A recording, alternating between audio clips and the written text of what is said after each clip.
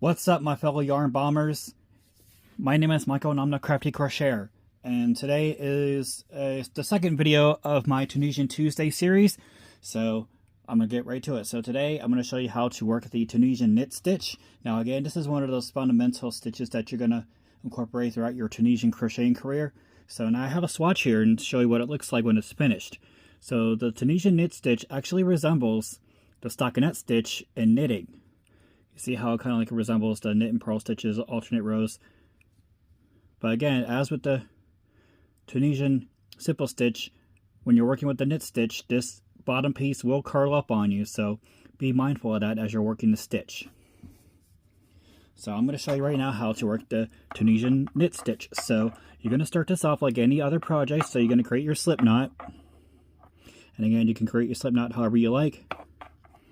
And in this tutorial, I'm using a size 5.0 millimeter incline crochet hook from Susan Bates. And for the yarn, I am using the Menta. It's like this light, kind of light blue yarn, because I think in the last video I used like a light yellow, and I don't think the stitches showed clearly enough. So like with any, as you did with the Tunisian simple stitch, you're going to chain the amount of chains you want for the project. So in this tutorial, I'm just going to do 10 chains.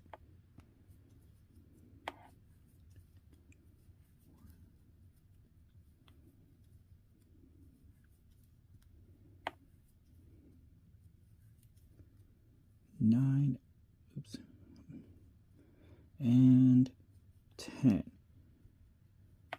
All right, sure. All right, so cool.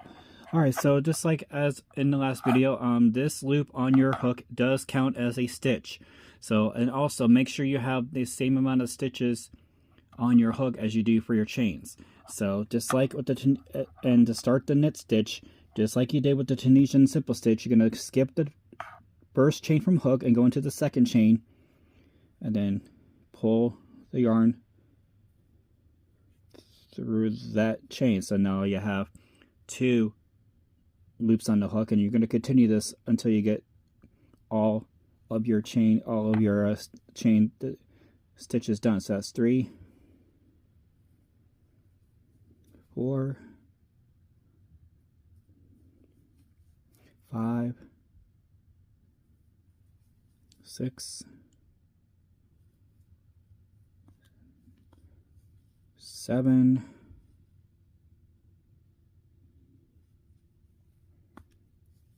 8,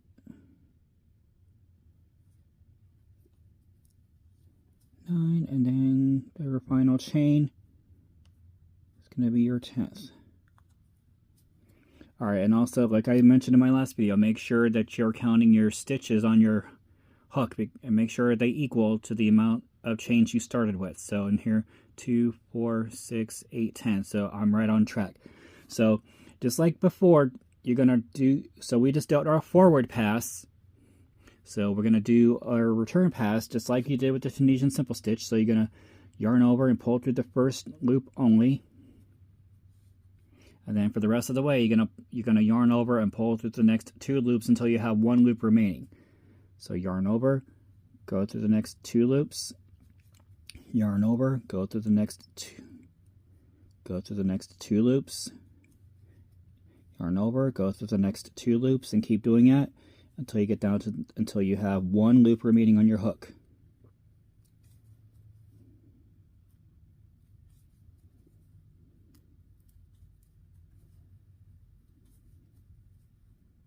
Alright, and then we just did our return pass. So this looks similar to your Tunisian simple stitch. So the big difference between that stitch and the knit stitch is instead of working through the front post only, you're going to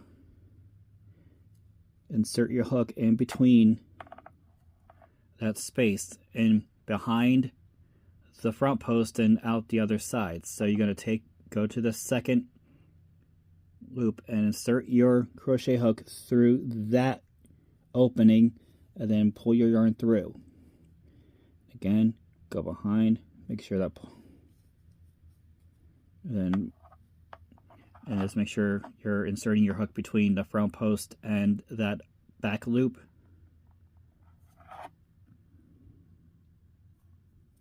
why this type of crochet hook, I mean, when I first started, works better for me, because you have that little point, you have this point on the end of your crochet hook, which better directs your hook into the stitch you want. Again, go in between the front post and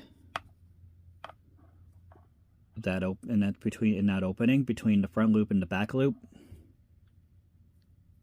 and you're going to pull that through there, and you're going to keep doing that until you get to your last stitch.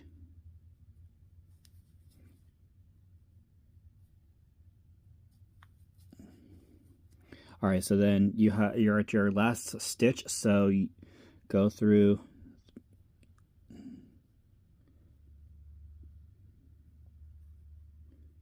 both loops on that side there, and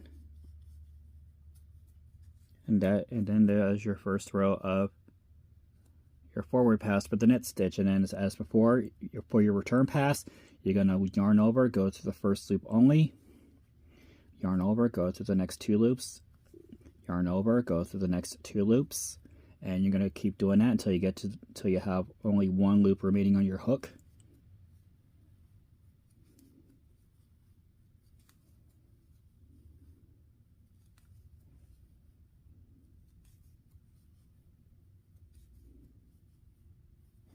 All right, and we just did our return pass, and you see how that stitch is coming along. It's resembling a stockinette stitch. So you're just going to continue repeating that process until you get to the height of the project you want. And also just make sure when you're doing your forward pass that you have the same amount of loops on your hook as you do for the chain you started. So if you did 10 chains, make sure you have 10 loops on the hook when you're completing your forward pass. All right, so you keep, like I said, you keep repeating the process until you get something that resembles this. You'll see it's kind of a stretchy, looks like a stockinette stitch. All right, so, and that is how you work the Tunisian Knit Stitch. Thank you for watching. Take care of yourselves and each other.